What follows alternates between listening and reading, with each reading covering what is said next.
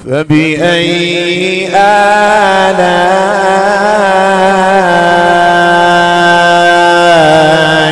ربكما تكذبان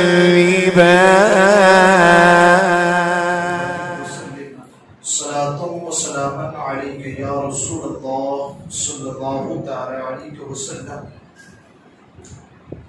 إلا الذين آمنوا وعملوا الصالحات فلهم أجر غير ممنون.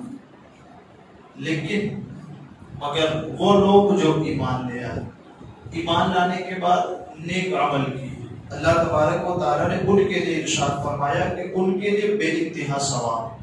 یہ ذکر ہوا، اس کا ایک انداز کیا بے انتہا ثواب کا کہ جوانی میں مضبوط ہونے کے سبب اور طاقتور ہونے کے سبب اس نے جو ہماری عبادت میں چستی اور ہماری عبادت میں پھرتی کے ساتھ وہ ہمیں راضی کرنے کی کوشش کرتا، لیکن جب بڑھاپے کا زمانہ آیا اب اس کے پاس وہ طاقت تو نہیں جو جوانی میں تھی، تو اب کمزوری کے سبب وہ نمازیں ادا کرتا ہے لیکن اس انداز سے نہیں جس انداز سے جوانی میں ادا کیا کرتا تھا. اللہ تبارک و تعالیٰ اپنے فضل و کرم سے اس بڑھاپے میں بھی اسے کم عبادت کرنے پر بھی جوانی میں جو ثواب دیا جاتا تھا اسی مقدار میں بڑھاپے میں بھی ثواب ادا کیا جاتا.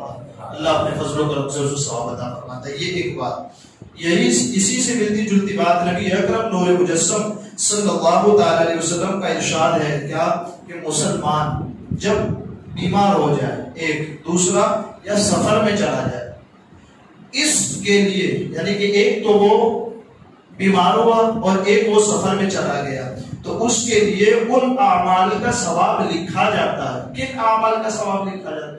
بیمار ہے تو عبادت تو نہیں ہو رہی، سفر میں یعنی کہ ایک جگہ سے دوسری جگہ جا رہا ہے تو ابھی عبادت تو نہیں ہو رہی، لیکن آقا کریم صلی اللہ تعالی علیہ وسلم ارشاد فرماتے ہیں کہ اس کے لیے ان اعمال کا ثواب لکھا جاتا ہے.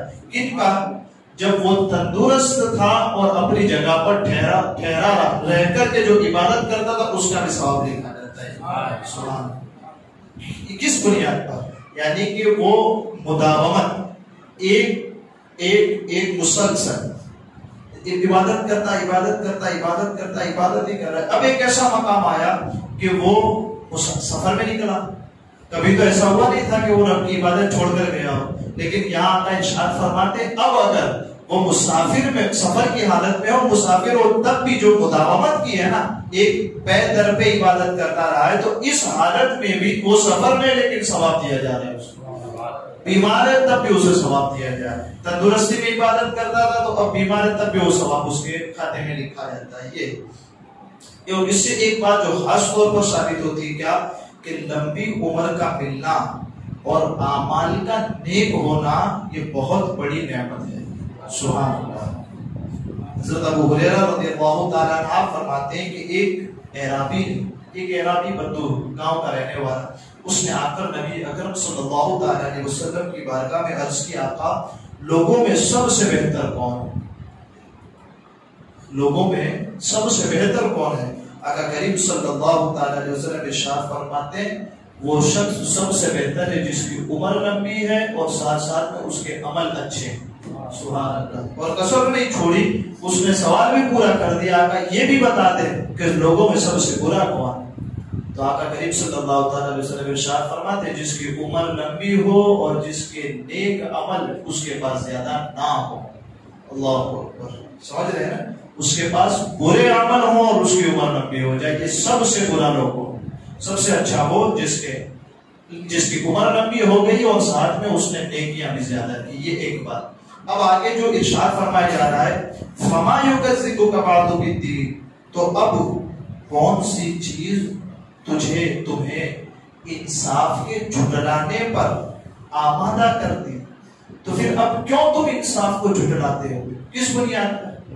ان کا یہ کہنا، ان کا جو ایمان نہیں لاتا ان کے علاوہ جو بھی لوگ دنیا میں رہتے وہ کیا سمجھتے ہیں کہ یہ ایک دنیا ہے، اس کے بعد کوئی دنیا نہیں، یہاں جی کے مر جاتے. یعنی کہ باس بادت موت کا جو عقیدہ، رب کا فرمان کے مرنے کے بعد دوبارہ اٹھنا، مالک یوم الدین روز جزا کا مالک یعنی قیامت کے دن کا آنا، تو تو ایک یہ منکر ہے کس چیز کے؟ قیامت کے منکر. یہ کیسے ہو سکتا ہے کہ ایک انسان کو جلا دیا گیا، اس کے جسم کا ایک حصہ بھی نہیں بچا، اب وہ دوبارہ پیدا ہو جائے؟ کیسے ہو سکتا؟